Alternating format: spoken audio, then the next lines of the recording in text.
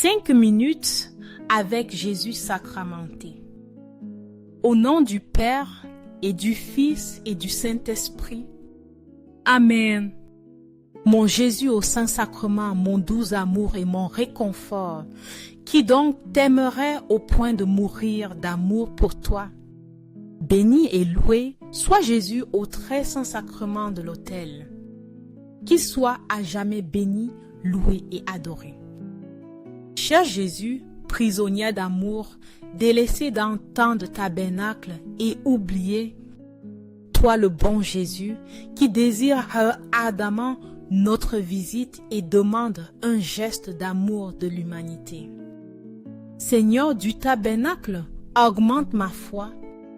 Seigneur de la miséricorde, rends-moi miséricordieux. Seigneur de la vérité, guide mes pas sur le chemin du bien. Seigneur du tabernacle, fais que je t'aime toujours plus. Ce miracle nous rappelle que nous devons chercher Dieu avec un désir profond, car lui seul rassasie notre âme. Ô Dieu, tu es mon Dieu. Dès l'aurore, je te cherche. Mon âme a soif de toi, ma chair te désire, en une terre aride, desséchée, sans eau. Psaume 63:1. De même que Jésus a multiplié les pains et les poissons pour nourrir la foule. Il nous enseigne aussi que notre plus grand besoin n'est pas seulement la nourriture physique, mais la présence de Dieu qui remplit et fortifie notre esprit. Des milliers de personnes le suivent, avides de son enseignement. Jésus, voyant leurs besoins, interpelle ses disciples en leur demandant comment il pourrait les nourrir. Philippe répond que même des mois de salaire ne suffiraient pas. André mentionne qu'un enfant a 5 pains et 2 poissons, mais doute de leur utilité devant une telle foule.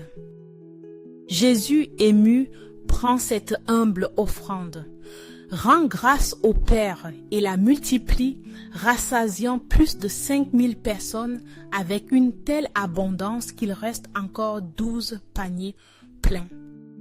Ce miracle nous enseigne que lorsque nous cherchons Dieu de tout notre être, il nous rassasie de son amour et sa provision ne manque jamais.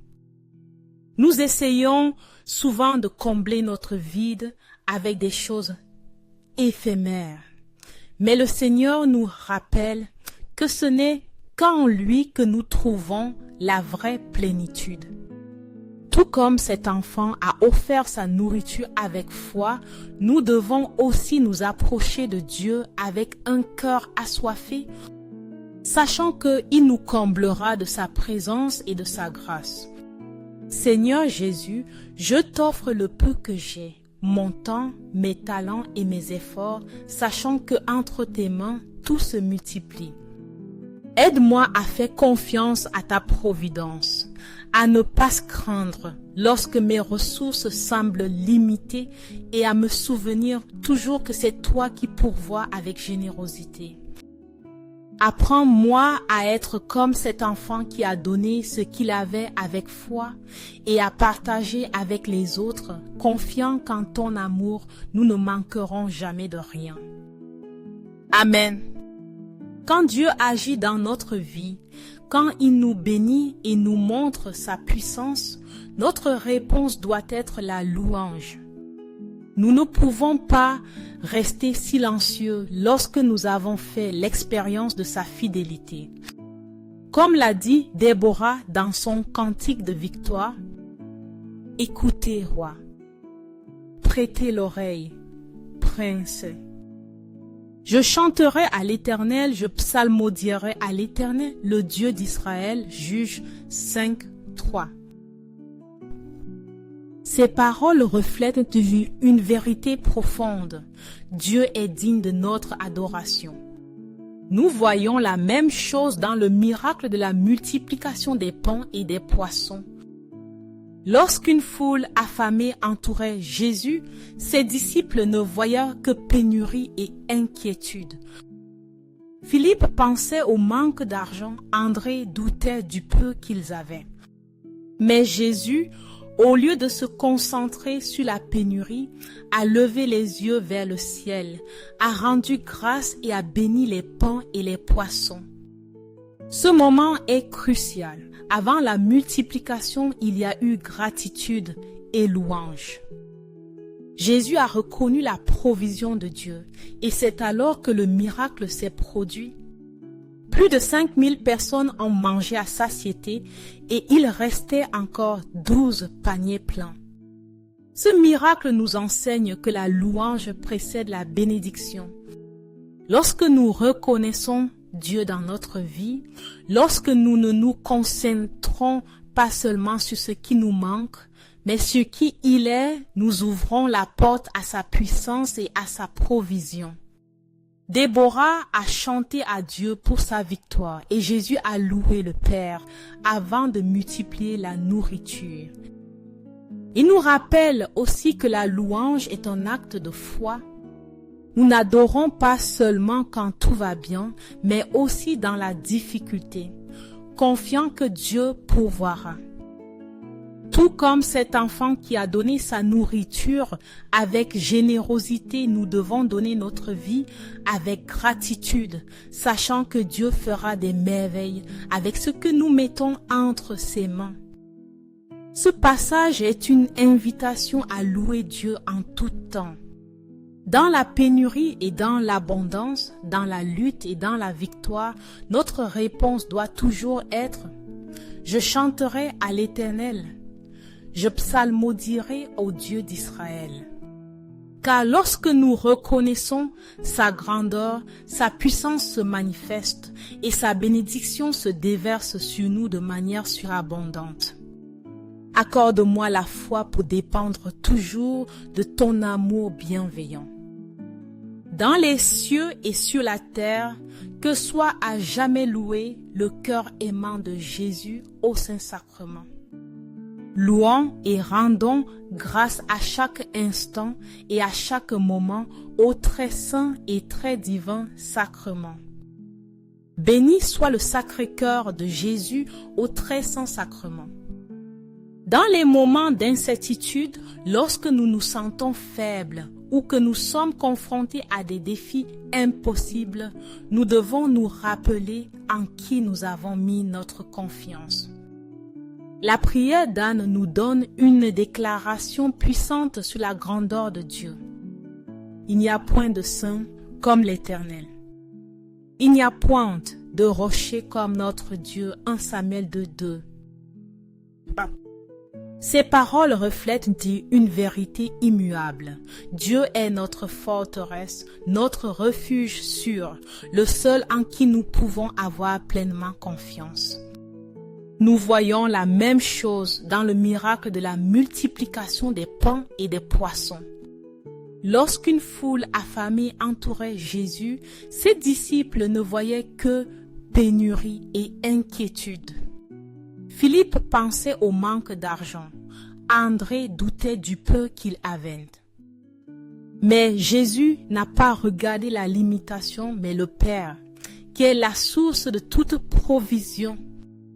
Il a pris 5 pains et 2 poissons, les a bénis et les a multipliés, nourrissant plus de 5000 personnes avec abondance. Ce qui semblait insuffisant entre des mains humaines est devenu un miracle entre les mains de Dieu.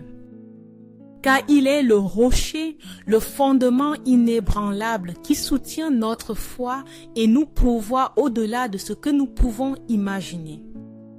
Ce miracle nous enseigne que nous ne devons pas dépendre de nos propres forces ni craindre lorsque nos ressources semblent insuffisantes. Dieu est saint et puissant et sa provision ne connaît pas de limite. Il dit qu'il n'y a personne comme lui, personne qui puisse nous soutenir et multiplier ce que nous avons comme le fait notre Seigneur. Il nous rappelle aussi que la confiance en Dieu transforme le peu en abondance. Anne a crié dans la prière et a vu la réponse de Dieu avec un fils qui est devenu prophète. Jésus a rendu grâce et a vu la multiplication des pains et des poissons. De même, lorsque nous lui faisons confiance, notre foi se fortifie et sa puissance se manifeste dans notre vie. Ce passage nous invite à nous rappeler qu'il n'y a pas de rocher comme notre Dieu. Quand tout semble incertain, quand nous avons l'impression que ce que nous avons n'est pas suffisant, nous devons lever les yeux et faire confiance à sa fidélité. Car lorsque nous mettons le peu que nous avons entre ses mains, il le transforme en bénédiction débordante, nous montrant qu'il n'y a pas d'autre Dieu que lui. Cœur de Jésus, j'ai confiance en toi. Cœur de Jésus, brûlant d'amour pour nous, embrase notre cœur de ton amour. Seigneur, allume en moi le désir de te recevoir fréquemment dans l'Eucharistie, afin que je sois transformé en ton amour et que ma vie soit un témoignage de ta grâce. Cœur de Jésus, convertis les pauvres pécheurs. Cœur de Jésus, enflammé de notre amour, enflamme notre cœur de ton amour. Cœur de Jésus, que je t'aime et te fasse aimer. Cœur divin de Jésus, convertis les pécheurs, sauve les mourants, délivre les saintes âmes du purgatoire. Cœur eucharistique de Jésus, augmente en nous la foi, l'espérance et la charité. Cœur sacratissime de Jésus, aie pitié de nous. Doux cœur de Jésus, sois mon amour. Doux cœur de Jésus, aie pitié de nous et de nos frères errants. Doux cœur de mon Jésus, fais que je t'aime toujours plus. Gloire, amour et gratitude au sacré cœur de Jésus. Ô cœur d'amour, je mets toute ma confiance en toi, car je crains tout de ma faiblesse, mais j'espère tout de ta bonté. Sacratissime cœur de Jésus, aie pitié de nous. Sacré cœur de Jésus, réconforté dans ton agonie par un ange, réconforte-nous dans notre agonie. Sacré cœur de Jésus, je crois en ton amour pour moi. Sacré cœur de Jésus, protège nos familles. Sacré cœur de Jésus, sois connu, sois aimé, sois imité. Sacré cœur de Jésus, que ton règne vienne. Sacré cœur de Jésus, je me donne à toi par Marie. Que soit aimé partout le sacré cœur de Jésus. Tout pour toi, cœur sacratissime de Jésus. Cœur très doux de Marie, prépare-leur un chemin sûr. Doux cœur de Marie, sois le salut de mon âme. Doux cœur de Marie, sois mon salut.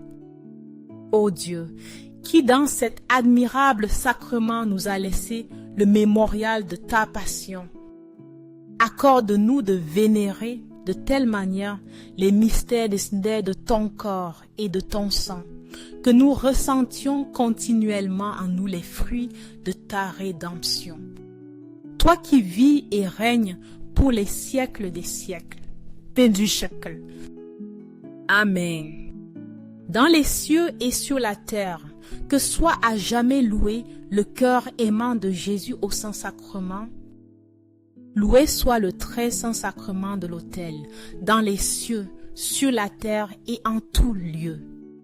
Seigneur Jésus, je me présente devant toi tel que je suis.